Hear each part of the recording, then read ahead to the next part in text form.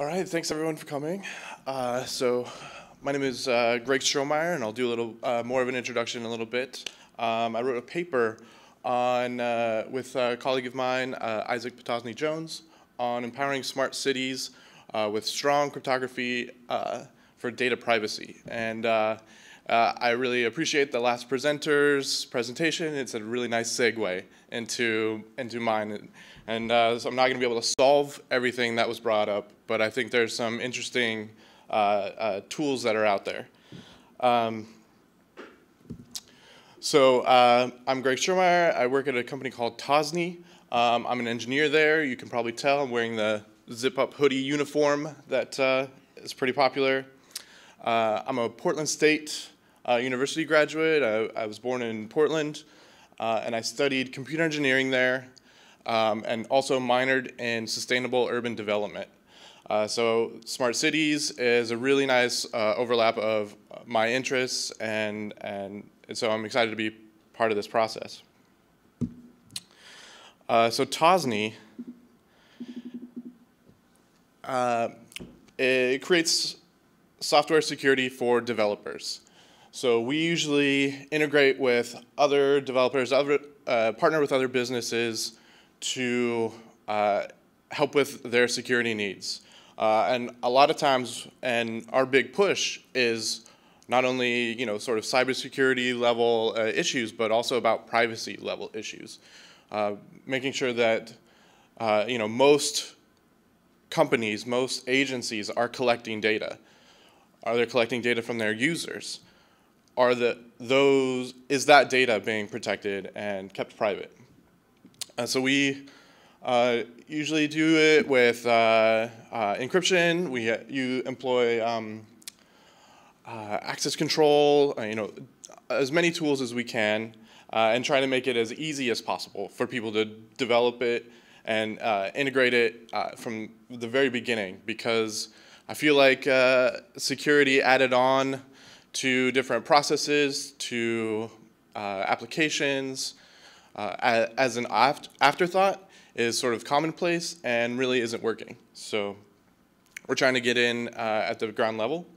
And we've definitely have experience with government, different agencies, NIST, DARPA, DOD, DHS, lots of different projects, including some local transit agencies as well in the private sector. So what I'm going to cover here today is essentially 4 topics. Why data privacy for smart cities? I feel like I can kind of breeze through this one because it was a good setup from the last presentation. Essentially, it's what's the motivation here. Desired security properties. I think we can kind of get a general sense. There's a little bit of a feeling on what those are, and I'll try and make those more explicit. So what are some things we should be looking for? What are the common approaches? And what are existing applications of those approaches? So what are some tools that people use? So why data privacy for smart cities? Again, the previous presentation talking about sharing data about the community in Chicago, the flood data, keeping that private had a benefit for the community's home values. But it also had a benefit for sharing it with particular agencies for addressing the issue. So a little bit concept of that is the transformative promise of smart cities is about that sort of data sharing, data collection, data analysis. If we can analyze that data and collect it in a smart way, we can make significant improvements that were otherwise unavailable. But where does that sort of break down? And we saw it with the community in Chicago. We saw it with the community in Australia of the farmers. We can see it in Portland. This was a recent headline about there's a Smart City Portland initiative seeking to place 2,000 sensors along roads that are deemed particularly dangerous. And this is sort of a pretty common use case of smart cities. It's a typical idea about how can we collect data and apply it in such a way that it improves the lives of its citizens. So it's traffic analysis stuff. It's pretty benign. But there were cameras that are taking pictures of intersections, and people had voiced their concerns that there's going to be, their own images collected and analyzed, and is facial recognition involved here? And that's a real issue, and we're seeing more and more of those headlines. So some of the desired security properties. I've called them out here as confidentiality, integrity, and authenticity. Typically in things that relate to cybersecurity, there's a different A. So there's usually a CIA, and the A is availability. And that relates to things like DDoS attacks and just otherwise not being able to access the data. And that's still a very real concern for things like data privacy and for smart cities. But for data privacy, I like to call out authenticity because it speaks to a little bit different. It's sort of related to some of the other issues here, but it's a little bit more nuanced when you get to things like privacy. So just to break those down, confidentiality, just high level, quick overview, the ability to keep information secret and prevent unauthorized access. Integrity is an assurance that that data is accurate and it's consistent, so it hasn't been changed or modified, by some unauthorized action. And then authenticity is about the information source is provably genuine. So I'm confident that I know that this is coming from who is claiming this is coming from. So we can go into that a little bit later on how that kind of manifests.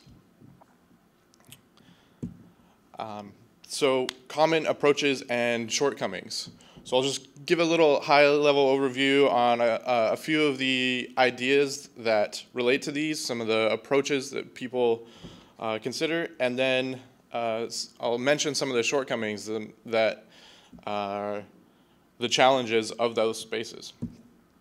So this is a quote from a recent data threat report. Clearly doing what we have been doing for decades is no longer working. The more relevant question on the minds of IT and business leaders then is more direct. What will it take to stop breaches? So breaches often refer to things like database breaches or user data that has been exposed. It can talk a lot about sort of private web services. You can see a lot of news stories that relate to Yahoo was hacked or Target was hacked. But there's a real concern, as mentioned earlier, that attacks from different companies on smart cities data, on citizen data, nation state attacks on trying to influence policies can have similar effects. So those common approaches sometimes include anonymization, different information control, and sort of foundational cryptography or traditional methods that relate to cryptography. So anonymization, effectively removing any personally identifiable information. It's generally, we're going to strip everything that could uniquely identify somebody and just sort of treat data sets as a whole. And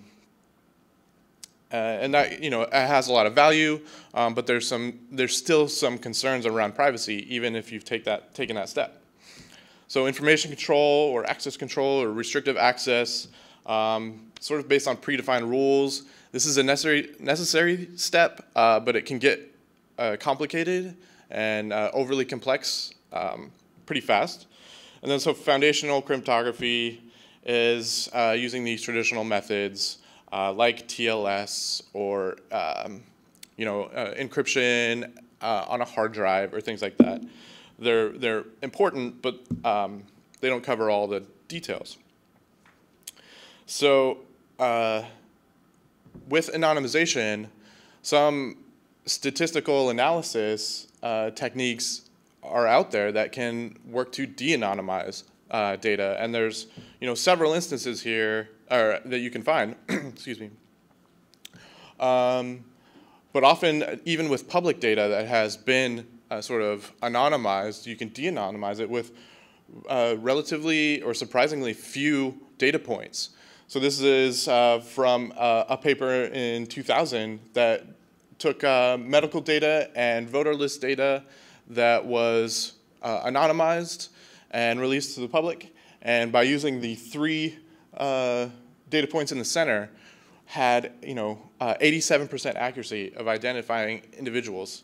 And this was called to attention to the community that this was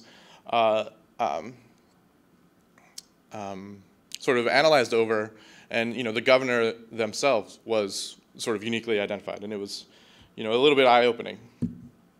So information control or access control, like I mentioned, are special rules, policies, roles, and they can compound the problem once they get so complex. They're also sort of susceptible to insider threat models. So if you have these complex rules about who is authorized, under what condition, that's really great, and it'll really help you until somebody decides to make themselves an authorized person, or make their friend or their boss or something like that. So there's definitely some risks there. And foundational cryptography, like I said, things like hard drive encryption or TLS, HTTPS, you're gonna have strong security for what those are meant to use, but then you sort of get insecure, or you have risks at the seams of those. So you could have an insecure at rest, something in the red, whether it's a device or some hard drive or things like that, but it's still communicating securely. That's great. Secure at rest, but then communicating over an insecure channel like HTTP, that sort of makes the whole data insecure. And we found that all it takes is one sort of insecure link in that chain, and the whole system is found insecure. That's all the attackers look for, is that one weak link. So considering those approaches, what are the existing applications of those approaches? So as I mentioned before, access control, it's a very common practice, and I'm not trying to say it shouldn't be used. I'm trying to say, and what my paper, mine and my colleagues' paper tries to address, is that it's limited. It's not a complete answer, and we need to think of ways to complement it, to augment it. And then so there's blockchain, is a pretty new technology. We get asked about it a lot because it's definitely related to cryptographic technologies. But a lot of times what we found is we'll listen to people that think they have a problem that can be solved with blockchain, and we find that they definitely have a problem, and it can be solved with a lot simpler means. It's getting to look like blockchain is a hammer for a distributed set of problems. And then end-to-end cryptography is something that we've sort of employed at TOSNI, and we're finding over and over that it's really solving a lot of problems in very clean ways. And the premise is the data is created, it's some sensor, some user input, and then it's immediately encrypted and stays encrypted for the lifetime of its use. So it can be passed through insecure channels, it can be stored in insecure databases, it's already encrypted and has strong security properties that those nodes or transmissions aren't an issue. So I'm going to look at, I went through the desired properties of confidentiality, integrity, and authenticity, and I'm going to look at these different approaches with these things in mind. So with access control, we can enforce confidentiality. We can say that I can keep this information secret to a degree and limit unauthorized access. But the data integrity and data authenticity get a little more challenging. So I've done a little asterisk here to call out, yes, you can sort of enforce all of these properties with access control alone, but it is a very difficult process. And the last two, integrity and authenticity, are sort of an ad hoc add to the system. So it might need things like audit logs to really confirm that, and authenticity. When you take in data from a sensor or a user, and then you essentially have to trust that maybe the person logged in that's entering this data or coming from a sensor, you have to trust that that's who they claim to be. And then access control usually ultimately lands on user authentication or device authentication. How can we be sure that this person is who they say they are, or this device is who they say they are? And with users, it can boil down to username and password credentials. And we can see over and over how limited that can be and how insecure that can be. And if you have a person that has access to full reams of data, but they have an insecure password because it's not a priority for them, it can open up a lot of security issues. So blockchain technology, it's definitely a really strong story around data integrity. This idea of an immutable ledger, it's distributed. There's these proof of work concepts that really address, yes, this is the true data and nothing has changed. But a lot of times that requires open access to the data. So you lose confidentiality in certain implementations of it. So the data must be public in order to verify its integrity. So you kind of get this trade-off that you don't necessarily want. Authenticity is also sort of, in things like Bitcoin, it's sort of enforced that you should be anonymous, you should disassociate your sort of, blockchain keys from your real identity. And those aren't perfect systems by any means. There's also practical limitations for things like blockchain. So this is the time it takes to confirm or perform a verification on these average, or an average verification time over a set of blockchain implementations. And 22 minutes on average, and this was the last month, is a significant hit for things like when you're trying to do real-time data analysis, when you're trying to understand the interactions between things. So beyond the desired security properties, there's also practical limitations that need to be considered, as well as just with some things like blockchain. It's a newer technology, and we don't fully know the security implications. So with end-to-end cryptography, we're seeing that we're getting all of the desired properties that we're looking for. We're getting confidentiality. Cryptography is specially designed to achieve confidentiality. There are specific algorithms and uses of end-to-end cryptography excuse me, that also strongly enforce integrity and authenticity. And like I said, these are end-to-end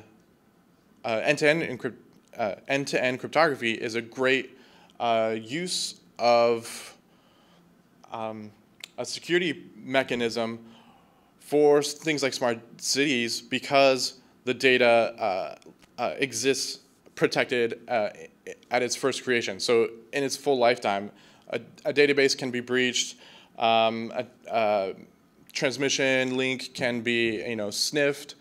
All of these are protected inherently with that system. So it effectively pushes the security sort of upstream to the point where it's initially created, and these properties are inherent to the data themselves instead of applications sort of trying to add them ad hoc, oftentimes, after the fact.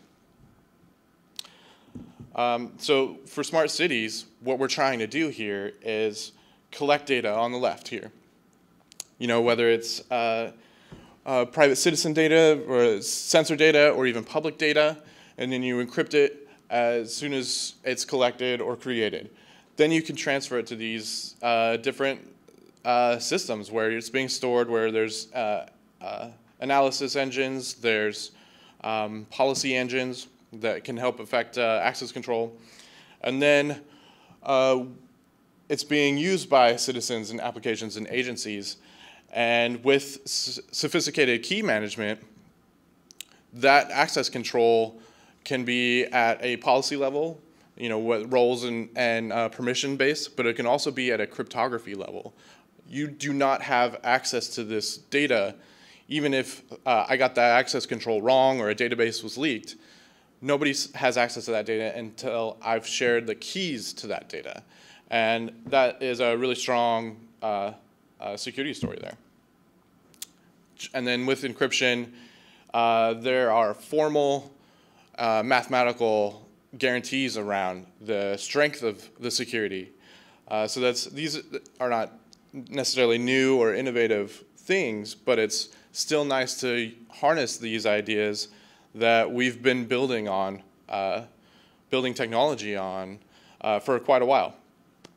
And then so, there's a lot of concern about, what about post-quantum crypto? And, sufficient key sizes for particular algorithms are going to be quantum resistant as well. So there's smart people talking about it, exploring it, and making sure that people's data is protected. I've just given, 30 minutes of a talk on security and privacy and how it relates to data. It's a very complex, or they're both very complex topics, but it's important to think, how can we take the good that we already know, things like access control, things like strong encryption that we're already using, both for at rest and in transit, and make it better. So things like community consent.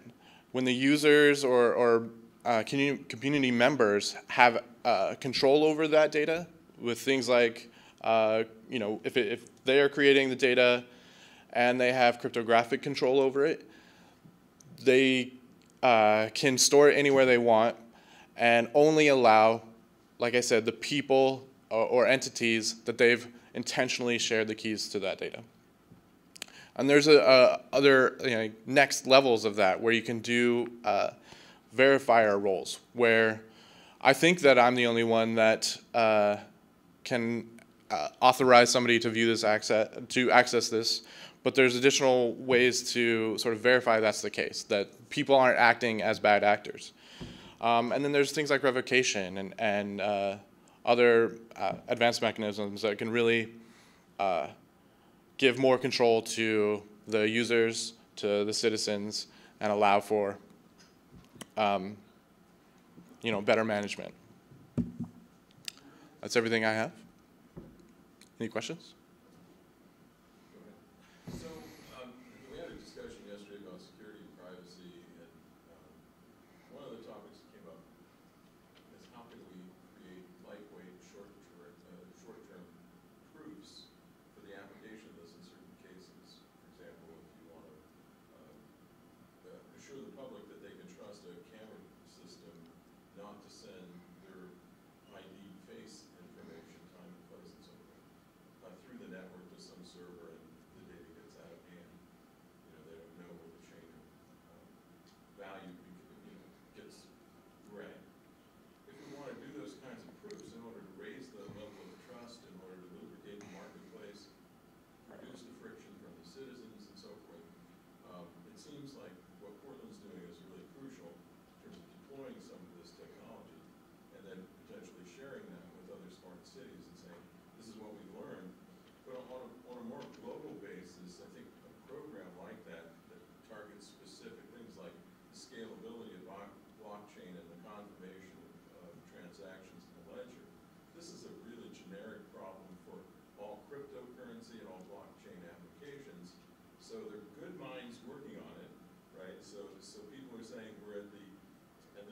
inflection point in the confirmation of transactions for an immutable ledger, which if we don't get to, would never replace a Visa MasterCard system or any other high volume system that has to have integrity, has to have an ID, has to have a unique entry, and is essentially immutable because it's money.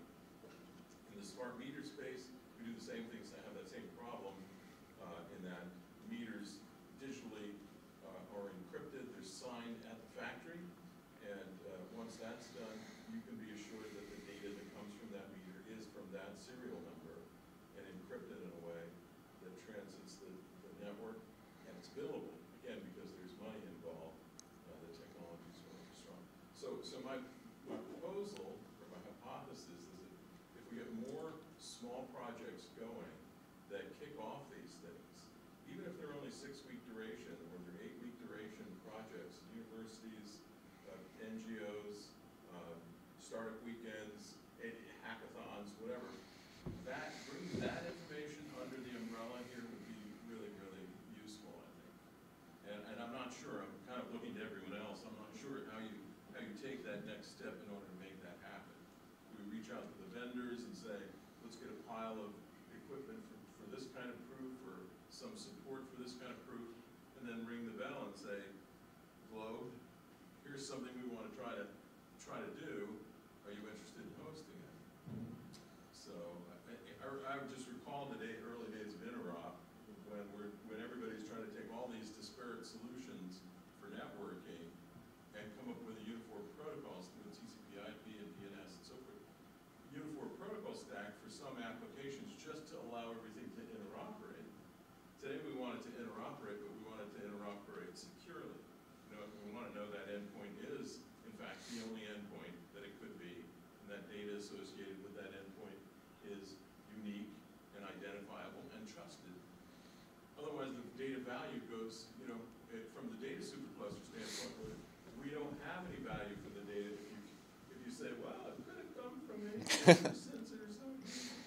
It is interesting, that was my question as well, that you did show that the data was coming from the sensor to the data store and encrypted, and I assume that was unintentional, or was it intentional? Oh, I'm sorry. Yeah, it should look like it is encrypted if there's like a little, lock there. Yeah, it's, interpretive. But yeah, it's meant to be encrypted, definitely at first creation. And I think, you raise a really great point. It's definitely important to start with security and privacy in mind from the very beginning. You don't want to try and add it on later. And you're talking about the idea of authenticity. Is this smart meter the smart meter that I'm claiming to be? And you can do that in different ways. You can do it with some trusted sort of cryptographic certificate that maybe the manufacturer has, and then there's sort of sub-certificates or intermediate certificates that these smart meters have, and they're signed by that manufacturer certificate. There's definitely different ways to approach this, but it is important that it's done.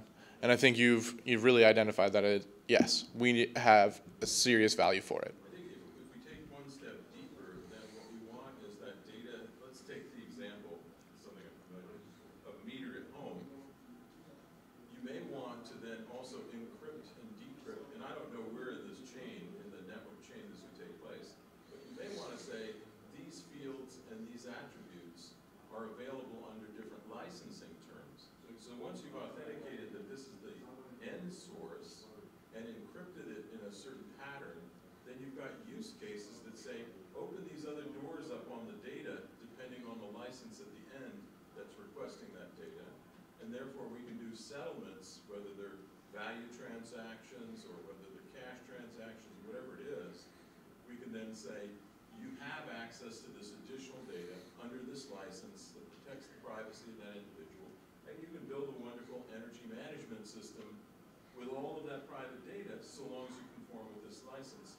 The system will allow you to gain access to all of that. Absolutely. If we do that early design, then all of these great use cases are empowered, right? Absolutely, and I think that's a great thing to call out, is that you're going to have different stages or different sort of security levels of this data, and so you can have very secure, that's really meant for maybe one entity and the creator. And then you can have, okay, yeah, I can share this with a subset of people that I have this level of trust with. And then I could even have, sort of public data that I'm okay sort of attaching to this encrypted data to say that if you want to publicly share this on the open internet, I would be accepted, or I would accept that. And you can even, create, monetization around that. I'm okay to share this if I get some percent of the kickback, or if I am otherwise incentivized to do so. This is a great thing because it finally opens the market to say data has value. Right. So let's explore how we can do value exchanges. It doesn't necessarily have to be money. It could be a coupon. Yeah. It could be, an entrance into a lottery, win a new car. That's right. Whatever the incentive for the market is to encourage the citizens to say, I'll give you all my personal data. I'll give you my DNA if you like. Right. Because I really want to own that new boat. That's right. Or whatever the motivation is, but the market can explore that value proposition. And the users get to opt into it. They get to consent to it, and with full knowledge of it. Whereas it's sort of been pointed out that oftentimes we just sign up for a service, we end up being the product ourselves, and a lot of this sort of monetization of it is taking place, definitely without our consent, and often without our even knowledge of it. So it's a great point. I think one challenge I would have with that from an end user perspective, and honestly, I mean, I'm fully in agreement that this is a framework that needs to happen, but I think, phishing is still the sort of most common way that data breaches happen, right? Or that personal data is, inappropriately shared and that kind of thing. I think we probably also need to be thinking about creative ways of